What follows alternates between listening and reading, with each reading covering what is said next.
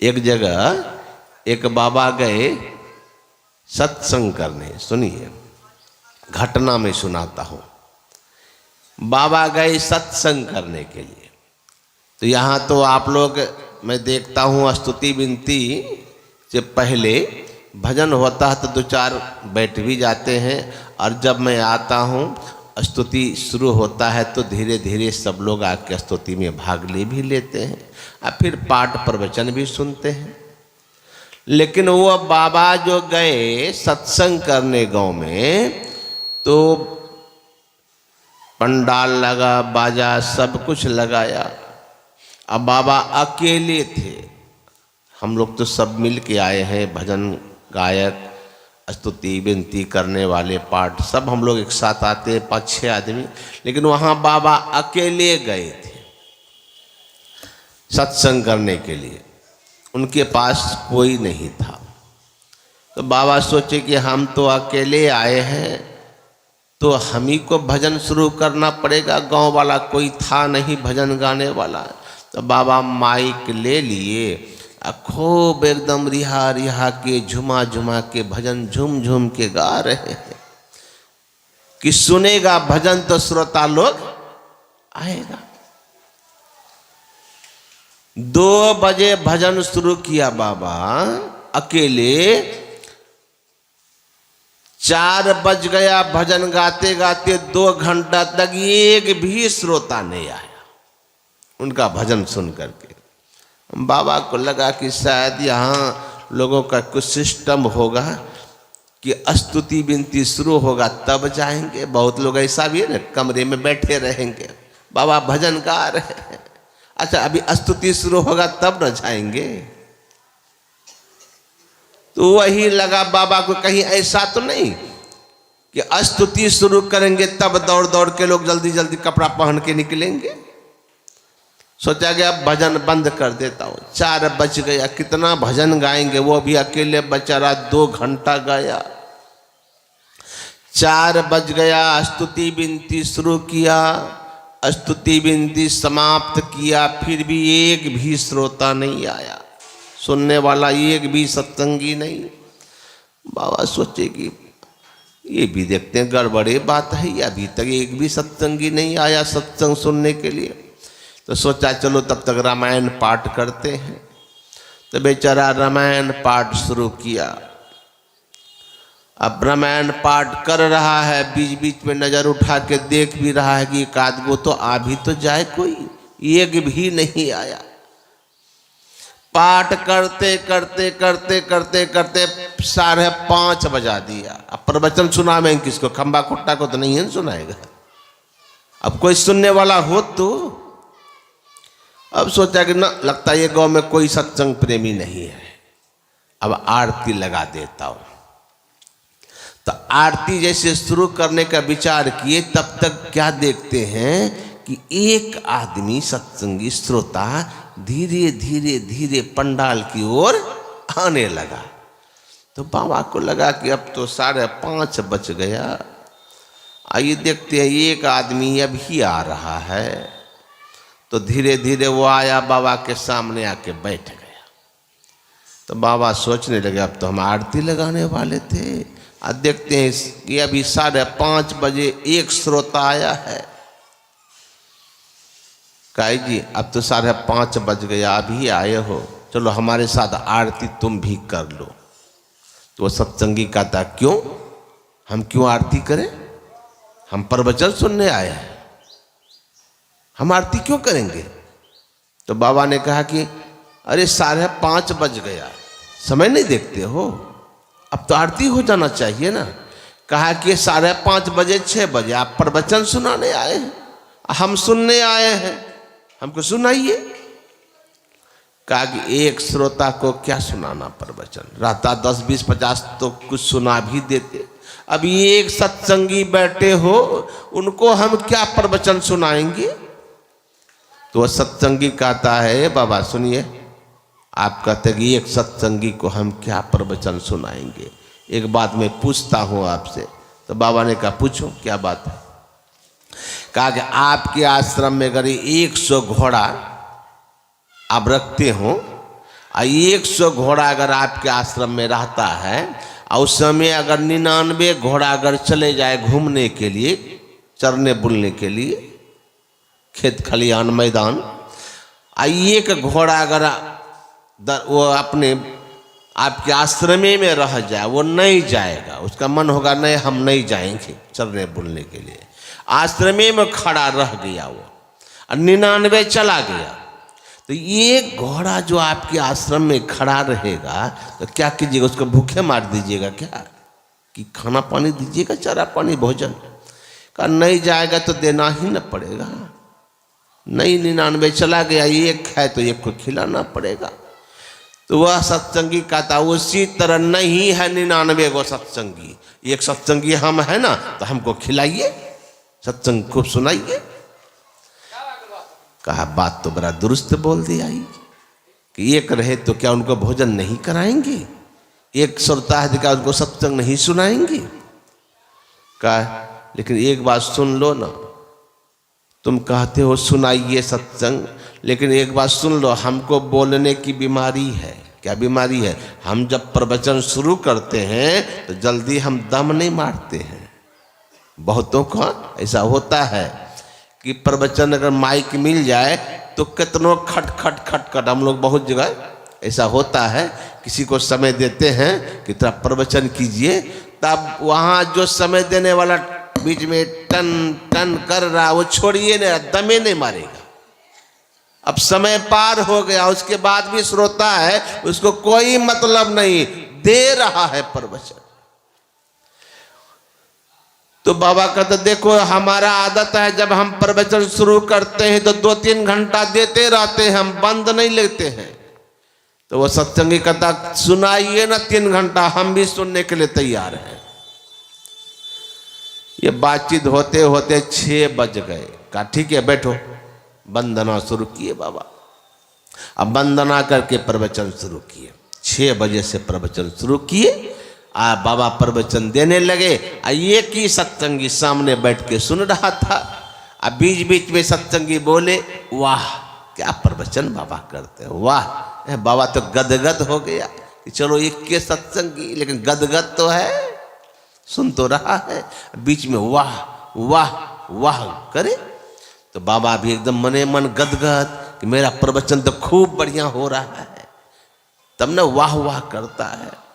6 बजे से बाबा प्रवचन शुरू किए, 8 बजे तक 2 घंटा तक तो वाह वाह किया। 2 घंटा तक बैठे हैं बेचारा, आप 2 घंटा तक प्रवचन चलता रहा, बाबा एकदम देते रहे। 2 घंटा के बाद सत्संगी का रीढ़ का हड्डी दर्द करने लगा, कमर का। जब बाबा प्रवचन दे रहे हैं, 8 बज गया, सोचा तो समाप्त कर ही देगा, लेकिन बाबा फिर भी प्रवचन देते रहे। तब वो सत्संगी वाह वाह नहीं कहता है, वो जो रीढ़ का हड्डी बैठे बैठे दर्द करने लगा तो कहता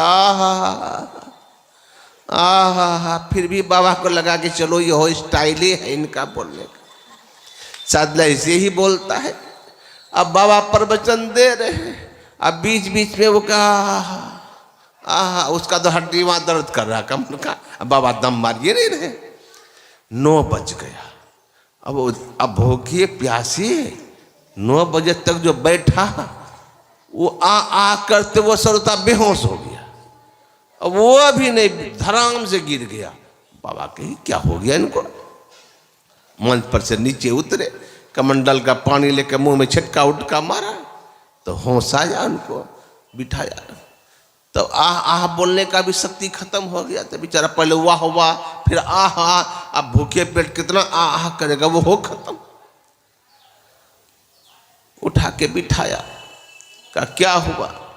कहा क्या हुआ बाबा, आपका विचार नहीं है, 9 बज गया, भूखे प्यासे हम आह वाह करते, हम परेशान हो गए, अब मुंह में शक्ति नहीं, बेहोश हो गए, क्या हुआ? कहा हम तो पहले न कहे थे कि काहे के लिए तुम सत्संग सुनोगे, हमको तो बोल, प्रवचन जब हम शुरू करते हैं तो हम दम नहीं मारते हैं। तुम्हें न कहा कि 99 घोड़ा नहीं रहेगा तो क्या ये घोड़ा को घास नहीं खिलाइएगा, तो लो ना खाओ खूब। तो वह सत्संगी कहता है बाबा आपको विवेक न है कुछ? कहा क्या? हाँ, ये बात तो हम बोले थे कि अगर 99 घोड़ा नहीं रहे तो एक घोड़ा को आप क्या आश्रम में घास नहीं खिलाइएगा? ये बात तो हम बोले थे। मतलब नहीं है 10, 20, 50 सत्संगी, तो क्या एक ही हम सुनने वाले हैं? क्या हमको सत्संग नहीं सुनाइएगा? ये बात तो हमने कहा था जरूर, लेकिन आपको विवेक होना चाहिए बाबा कि 99 घोड़ा ठीक है गया घूमने के लिए, एक ही घोड़ा है आश्रम में, तो एक घोड़ा को कितना खिलाइएगा? जितना एक घोड़ा का भोजन होता उतने ना 99 घोड़ा का घास के घोड़ा को खिला दीजिएगा। बाबा बताइए तो, हम यहाँ बेदम हो गए। अब 100 सत्संगी को जितना प्रवचन अब हम ही को उतना सुनाने लगे तो हम तो बेहोश होइए गए। कहीं ऐसा नहीं होगा? आप लोग अगर ऐसा हो तो बोलिएगा, आह नहीं कीजिएगा, हम जल्दी ही समाप्त कर देंगे। क्या 3 दिन से आप लोग सुन रहे हैं, हमको लगता कहीं वह हालत तो नहीं हो जाएगा आह आह करने वाला। तो ऐसा भी होता है, कभी कभी श्रोता भी परेशान हो जाते हैं। तो सुनिए, अभी सुन रहे थे कि पाने की जननी है करना। देखिए, मिलता कब है कोई चीज? जब हम करते हैं। करेंगे कब?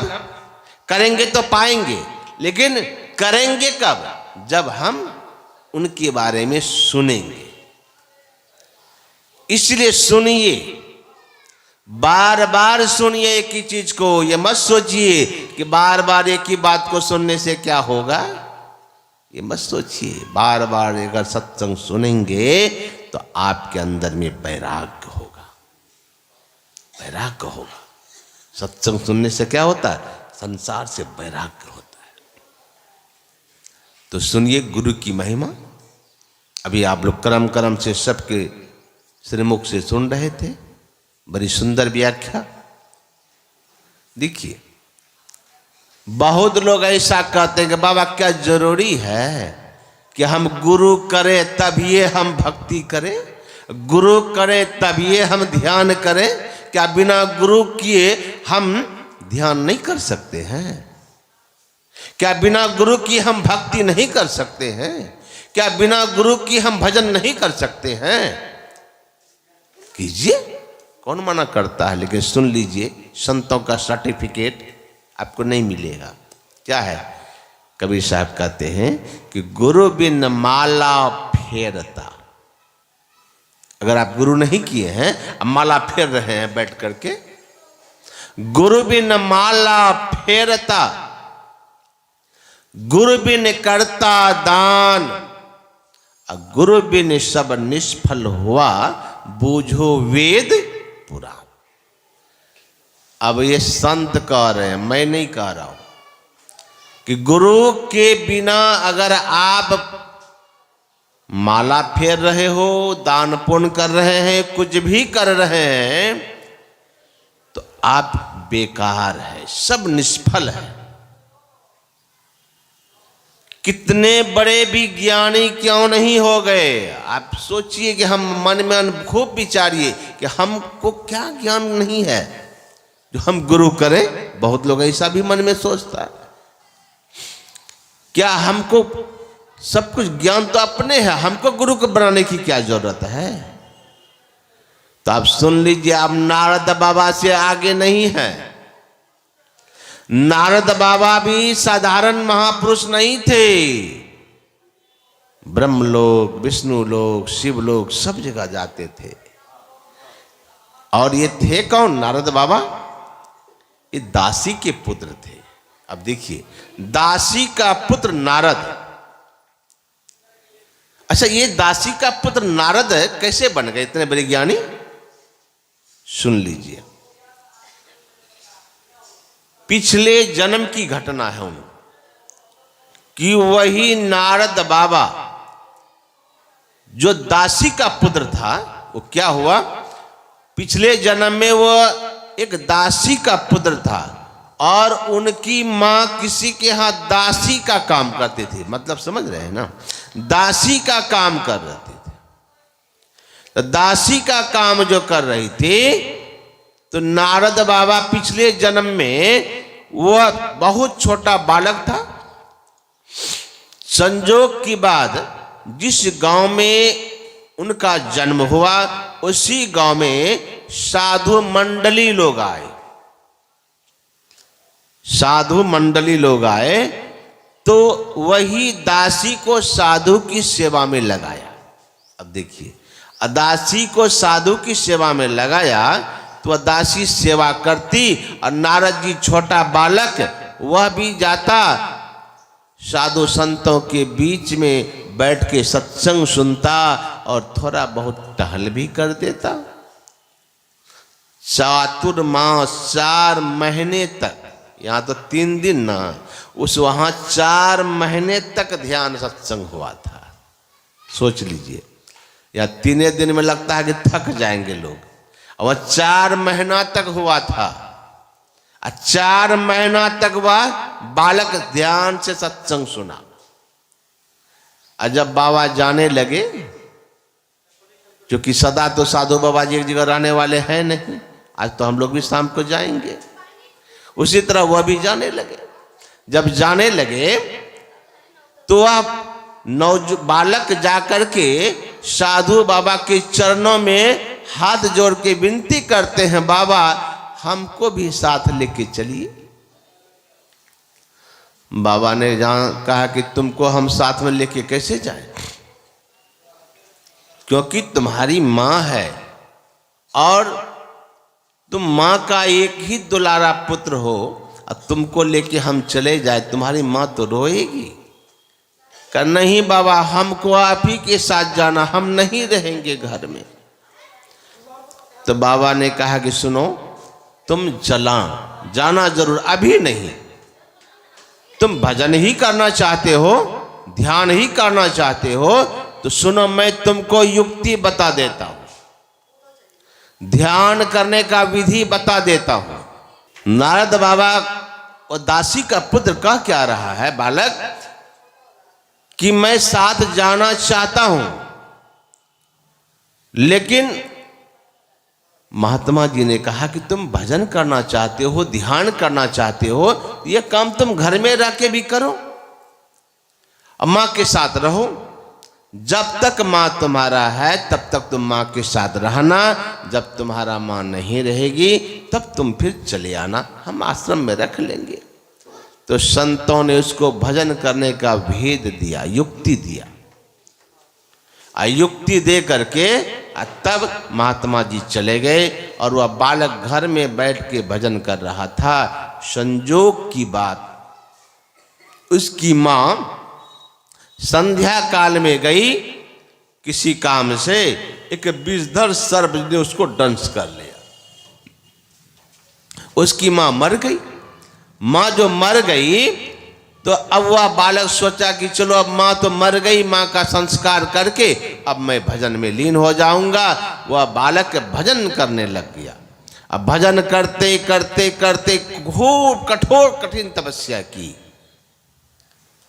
आकाशवाणी हुई, ए बालक अभी भी तुम्हारी तपस्या पूरी नहीं हुई है, और भजन करो और भजन करो। वह बालक तपस्या करते करते करते शरीर का त्याग कर दिया, ब्रह्मा जी में जाके प्रविष्ट हो गए, और कल्पांत में वही बालक ब्रह्मा जी के मानस पुत्र होकर के जन्म लिए, जो नारद के रूप में धरती पर अवतरित हुए। अब देखिए, वह नारद बाबा तीनों लोग, ब्रह्मलोक, विष्णु लोक, शिव लोक जाते थे। लेकिन एक दिन की घटना है कि जैसे भगवान विष्णु से मिल करके निकले तो उनके दरवानी के पार्षद विष्णु भगवान का कहा, बाबा आप जब आते हो भगवान के पास तो प्रभु आपकी बड़ी प्रशंसा करते हैं, लंबी चौड़ी बातें करते हैं, लेकिन जानते हो जब आप चले जाते हो तो क्या होता है? क्या होता है? आपका अपमान होता है। मेरा अपमान कैसे होगा? यहाँ कहा अपमान मतलब घुमा के होता है। क्या घुमा के? कहा जहाँ तुम खड़े रहते हो ना, तुम्हारे जाने के बाद भगवान हमने देखा वो जगह को बहुत पवित्र करवाना पड़ता है। सो क्या बात है, पता नहीं तुम जहां खड़े रहते हो उस जगह को पवित्र करवाते हैं। तो नारद बाबा ने कहा ऐसा तो हमको नहीं लगता है कि जहां मैं खड़ा रहूं इतना बड़ा ज्ञानी उस जगह को भगवान पवित्र करवावे। तो नारद बाबा सोचा देखता हूं ये झूठ बोल रहा है कि सत्य। लौट करके फिर अंदर गए तो देखते हैं सचमुच में जहां नारद बाबा खड़े हुए थे भगवान विष्णु उस जगह को पवित्र करवा रहे हैं। नारद जी ने कहा कि भगवान जब मैं आता हूं तो मेरी बड़ी प्रशंसा करते हैं आप, लेकिन जब मैं जहां चला जाता हूं तो मेरा तो ये अपमान ही तो है कि जहां मैं खड़ा रहूं उस जगह को भी आप पवित्र करवा रहे हैं, सफाई करवा रहे हैं। कहा नारद क्या कहें, तुम तो बहुत ज्ञानी हो लेकिन एक कमी है तुम्हारे अंदर। क्या कमी है भगवान? का कमी यही है कि तुमने अभी तक गुरु नहीं किया है। अब देखिए, कहा कि तुमने अभी तक गुरु जो नहीं किया है इसलिए तुम जहां भी खड़े रहते हो, जहां भी जाते हो वह सब जगह अपवित्र हो जाता है। नारद बाबा ने कहा अच्छा ऐसी बात है कि जहां मैं खड़ा रहता हूं वह जगह पवित्र हो जाता है इसलिए कि मैंने गुरु नहीं किया। तो भगवान आप ही बताइए ना कि हम अभी आज कहिए तो अभी हम गुरु बना लेंगे। किसको बनाने के लिए कहते हैं? तो भगवान ने कहा कि सुनो, कल प्रातःकाल सबसे पहले तुमको जो मिले, जो उनका दर्शन सबसे पहले तुमको हो जाए, तुम उसी को गुरु बना लेना। नारद बाबा ने कहा ठीक है। तो सुबह सुबह नारद बाबा नदी किनारे टहलने लगे, कोई मिलेगा साधु जोगी फकीर तो मैं गुरु बना लूंगा। तो नारद बाबा चले गए नदी किनारे घूमने के लिए और वहां देखते क्या है, एक मछुआ जाल लेके घूम रहा है। अब मछुआ को जो देखा तो मन में सोचने लगा भगवान का तो यही आदेश है कि जो सबसे पहले जिनका दर्शन हो वही तुम्हारे गुरु होंगे और उसी को गुरु बना ले। तो कहा कि अब तो विचारना क्या है। चले गए, चरण पकड़ लिए, बाबा हमको दीक्षा दीजिए। कहा देखते नहीं हम मछुआ हैं? कहा मछुआ है कि क्या है, हमको कोई मतलब नहीं, भगवान का आदेश है जो सबसे पहले मिले उसी को गुरु बना लेना। कहा जब भगवान का ही आदेश है तो फिर कहना क्या है। गुरु बना लिए, दीक्षा लेके गए भगवान विष्णु के पास। पुनः चेहरा खिलावा तो था।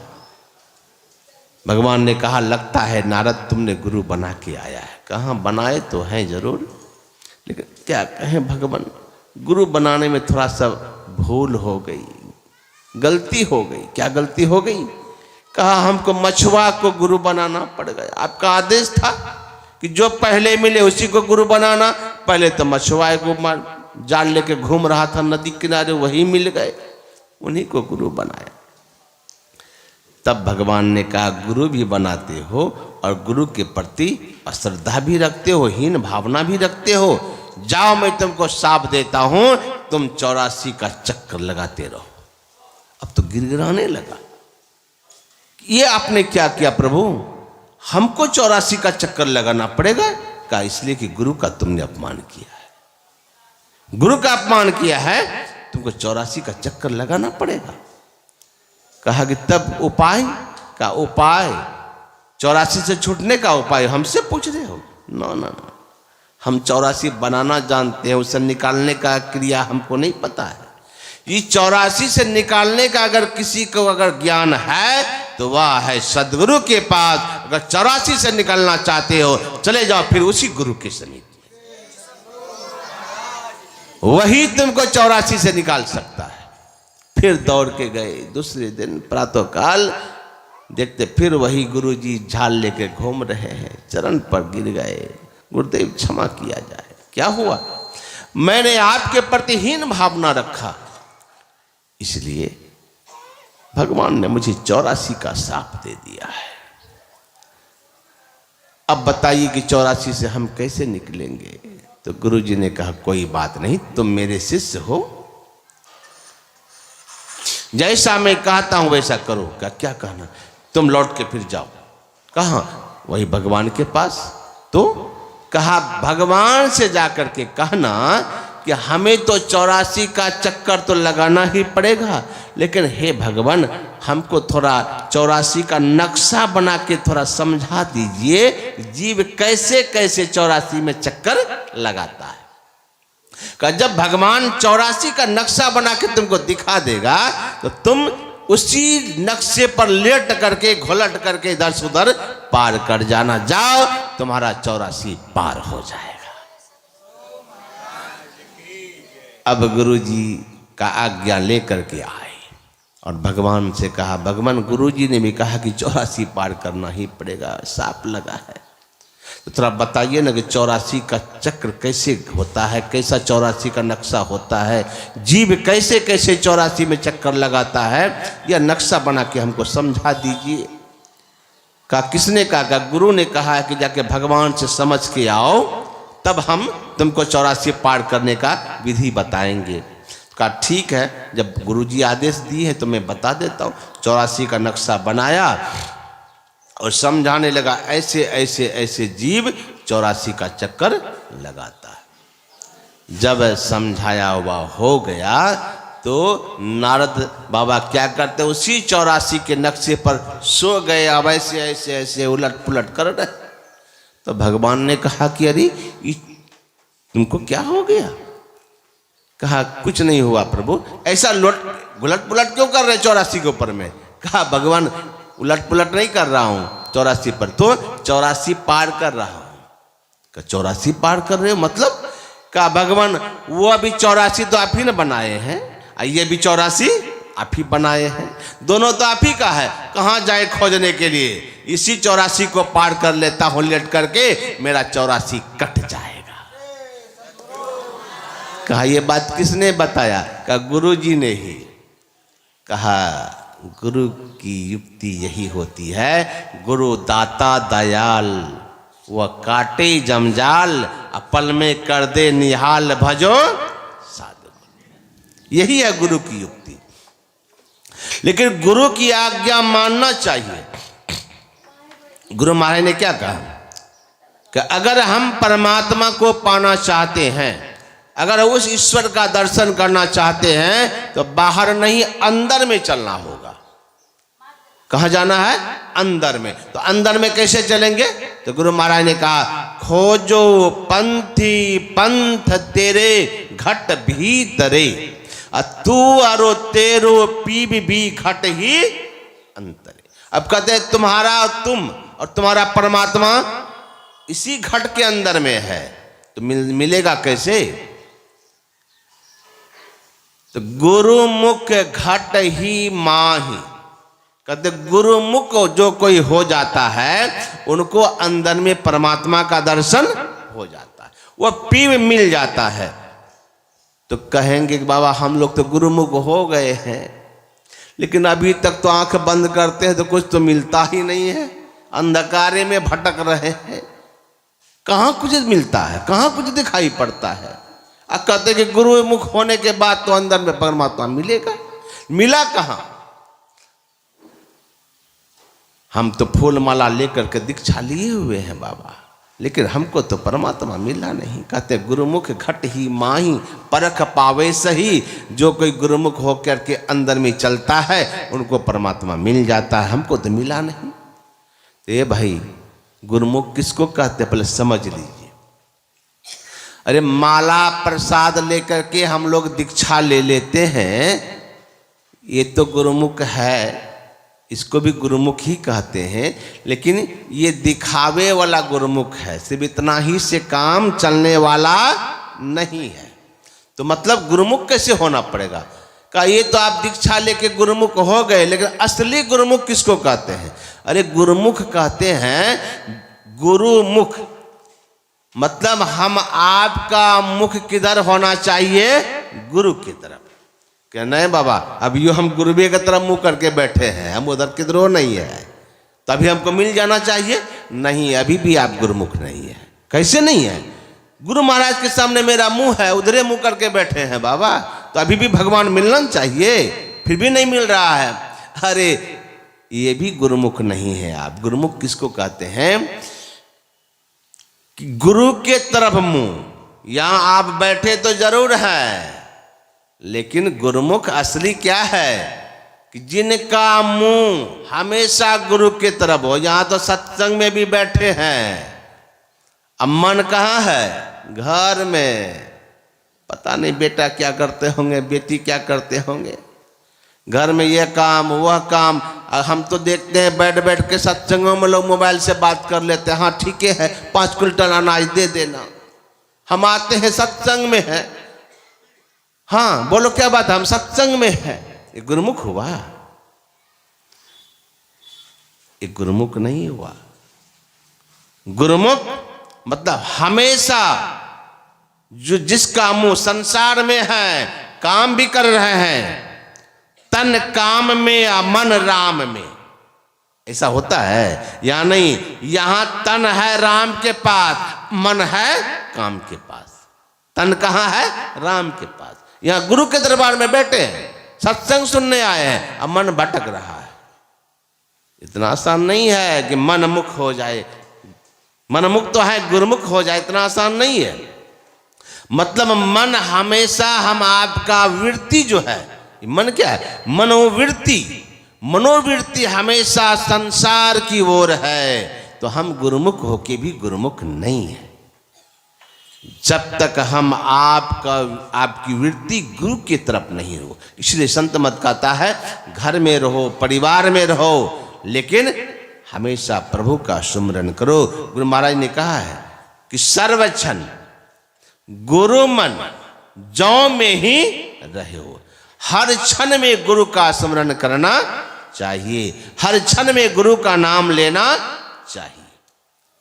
और असली गुरुमुख यों कहिए कि जो गुरु का, यों कहिए गुरु का आदेश का जो पालन करता हो, जो गुरु का उपदेश को अपने सिर में धारण किया हो, असल में वही गुरुमुख है। लेकिन आजकल गुरु से बढ़ के चेले सब है। चेला भी कम दम भरने वाला नहीं है। एक गुरुजी पूजा करने बैठे, पहले तो रात को सोए थे बिछावन पर। रात में जब सोए गुरुजी, तो गुरुजी को मन में हुआ कि शायद वर्षा हो रही है, गाय बाहर में बंधी है। तो अपने चेला से कहते हैं कि देखो जी, लगता है कि वर्षा हो रही है। और ऊपर में गुरुजी बैठे थे और नीचे आलसी चेला, वो भी लेटा था, सोया हुआ था। तो गुरुजी ने कहा जी लगता है कि वर्षा हो रही है, गाय बाहर में बंधी है, जाओ जाओ उसको खोल दो, अंदर कर दो। तो शिष्य क्या कहता है? आलसी चेला, गुरुजी बंधन से मुक्त करना काम तो आपका है, हम चेला का नहीं है। गाय बंधन में है, हम क्या मुक्त कर सकते हैं उनको, आप ही जाके मुक्त कर दीजिए। तो गुरुजी सोचे ये चेला नहीं तो गुरुवे मिल गया हमको, ये तो हम ही को कहता हम क्या मुक्त करें गाय को। कहा अच्छा एक काम करो, लिखो तो वर्षा हो रही है, बाहर में जाकर के पता तो लगा के आओ।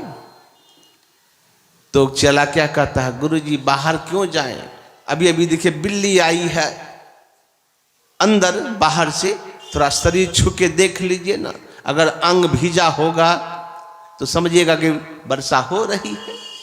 तो गुरुजी कहते हैं कि बिल्ली का शरीर पकड़ेंगे, छुएंगे, रात का समय है, हम सो गए हैं, हाथ गंदा हो जाएगा बेटा, हाथ धोना पड़ेगा, जाओ ना थोड़ा सा देख के आओ ना, वर्षा हो रही है क्या।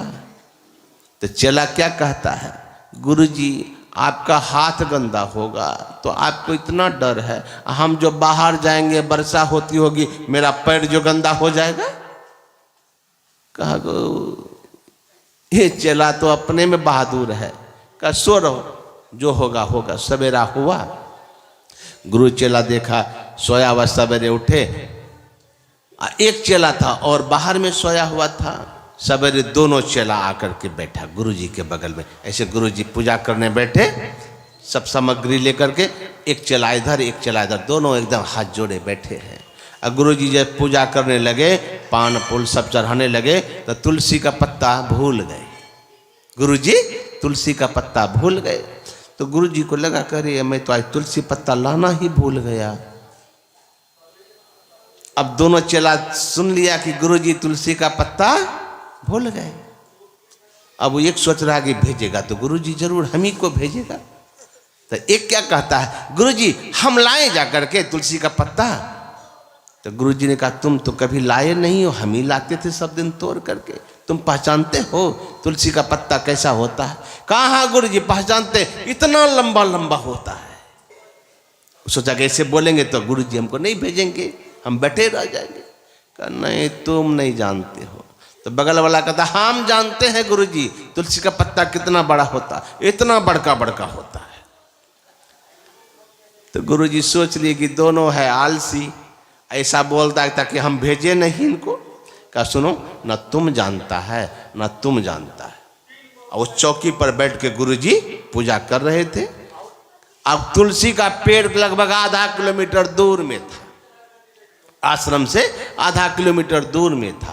तो दोनों चेला से कहा कि एक तरफ तुम उठाओ, एक तरफ तुम चौकी उठाओ।